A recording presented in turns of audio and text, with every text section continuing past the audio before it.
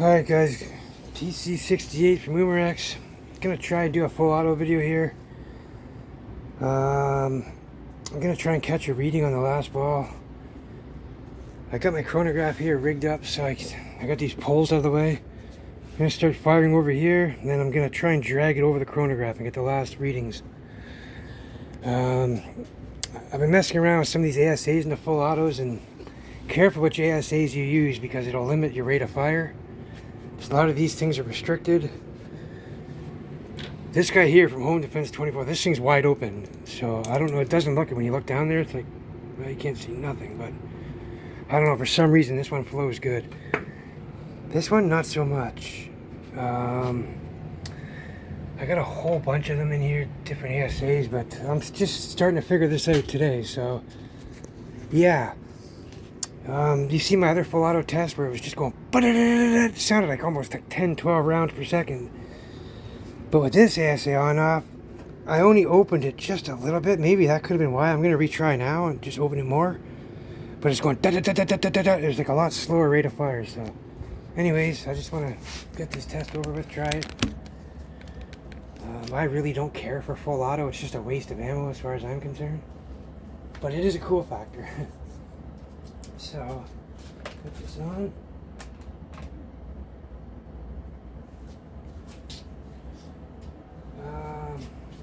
Yeah, okay. So let's try this again. Okay.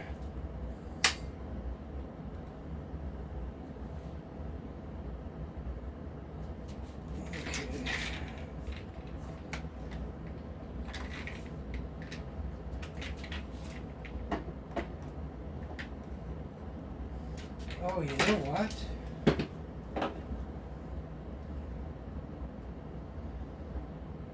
Oh, my bumper washer is like completely almost off now. I don't know if this is a good idea, but anyways, let me just give it a try. Shit. Okay.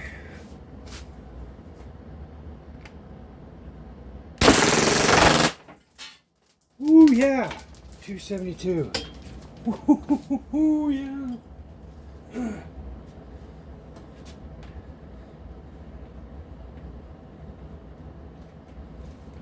Alright, so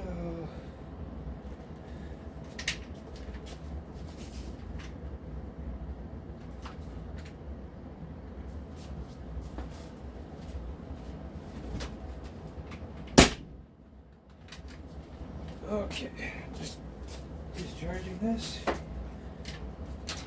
Take the mag out. Okay, now I figured out why it was restricted. Okay, so what's that? 272? So that's got to be around 30 joules still. Hold on. I mean, if that last shot's still coming out at 30 joules, that's great. Like 30 joules will leave a nice welt, but that's not the one they have to be concerned with. It's the first 100 and all the ones in between the drop to the 30 joules, because those are the ones that are gonna just rack that rib cage up. Oh boy, it's gonna slosh that rib cage at 100 joules. Might even go through, but to each their own. Don't try and use this for defense up in Canada. That's way too powerful. We're still Canada compliant with the FPS readings, but we're not allowed to use these as home defense, not yet. And I see castle laws passing in Alberta. All the premiers of Canada, they're not on board with the gun grab that the Liberals are trying to do.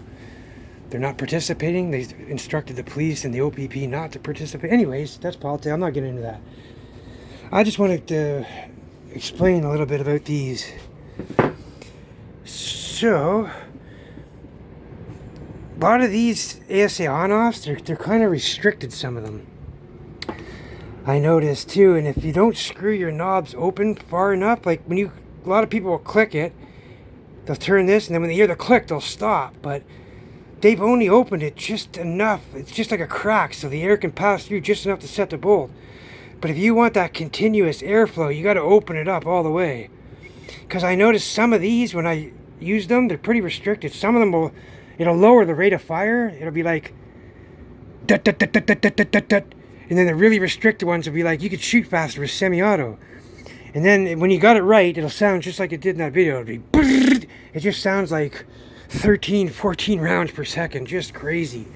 And like even on the last shots, like compared to my M17, like I've done a lot of off-cam full auto shooting, and with this, and like I don't do it with my M17 just because it's problems, but I noticed when you do have a good full auto shoot with the M17, it'll start out like it'll just die out, like. And it's weird when I look at both valves. It's like it doesn't have any giant air chamber or nothing, like on my, what do you call it? This full auto SMG 22. This is a belt-fed 100-round magazine, but if you look, it's got a little 22 cal barrel up there on top. A little 22 caliber barrel, and then down here is your air tube. So when you start hitting full auto, like most guns will just eat through the chamber, and then like the M17, it just dies there at the end. Well, when you start firing this right down to the last shot, it doesn't run out of air. So if now these less lethals had a giant, massive air tube like this, they would stay full power. But here's the kicker. Here's the kicker. The M17 and the TC68, the valves, the only airspace you have is in the valve. And then there's a little bit in the bolt, but that's piss all. That's nothing. So when you compare the two together, they're give or take like minuscule differences of volume between the two of them.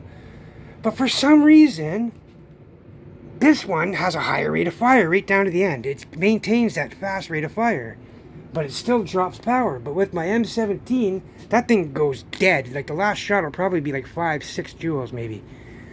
Where this one here, I'm seeing like as high as, like right there, I did another full auto test, and my last shot I was getting 35 joules. So this one here had a higher rate of fire because of the ASA I was using. This one's a little bit more open now, so we're using a lot more of that air faster. So that's why we're not getting a chance to fill the air chamber back up to get full power for the next shot after, and so on.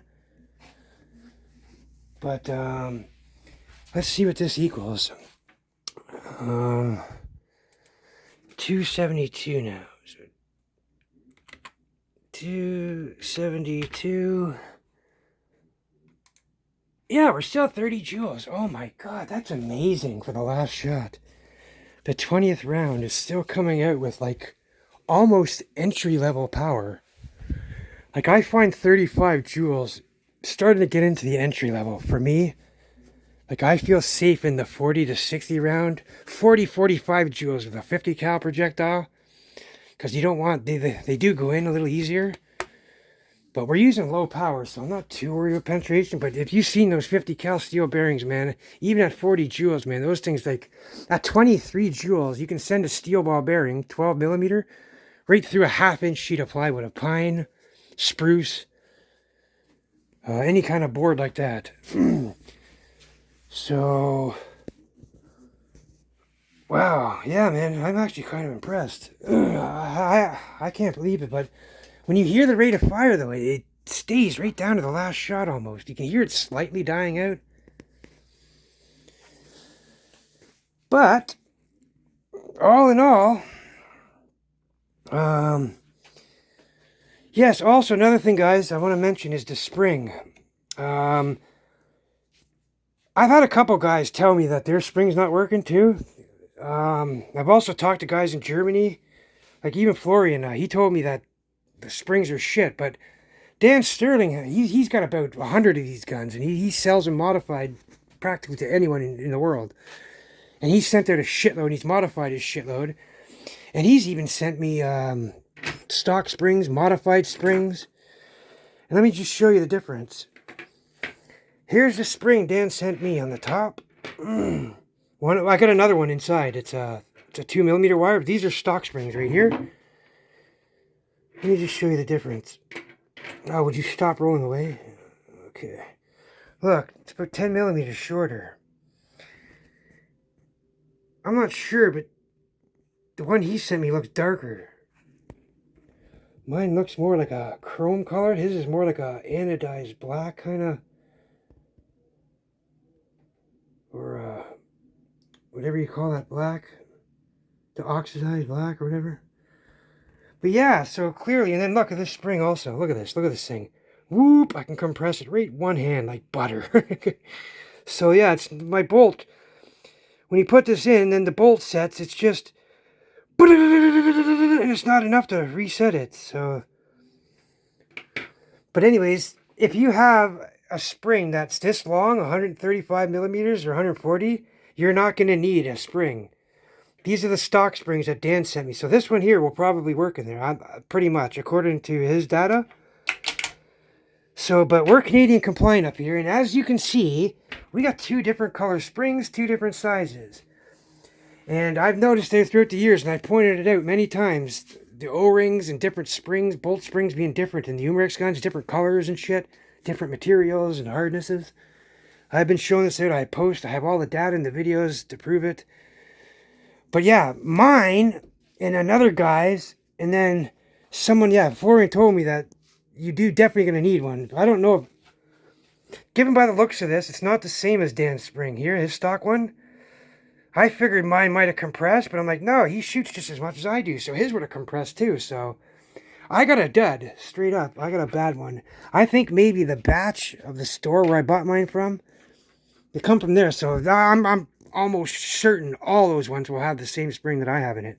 So if you got one of those and you're one of those guys, you're going to need an upgrade spring. So if you pull the trigger and you find, but all your ammo is still in the magazine except for the first shot, well, that means your bolt's coming forward and it's, and then when your tank reaches below your output pressure, it's enough to release and let the bolt come back. The spring will do its work. So I put the stiffer spring in, and it worked. Yeah. I got another one coming from AliExpress, 2mm. I'll show you, if you guys ever have this problem, I'll show you what to need it for. But so when you go to order one from Dan, you're not going to need a new spring.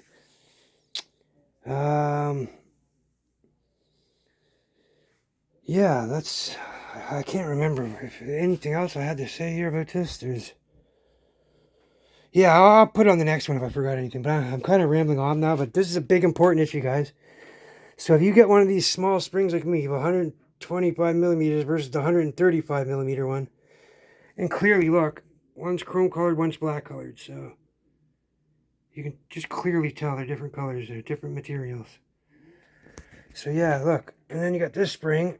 I can compress it. It's actually harder. It's way. See how I was able to. This one here, I can just like butter, like right. See that? I can just crunch it in my hand like nothing. That one there, you can feel it's stronger and it's longer. So yeah. Anyways, you all stay safe, guys. Take care as always.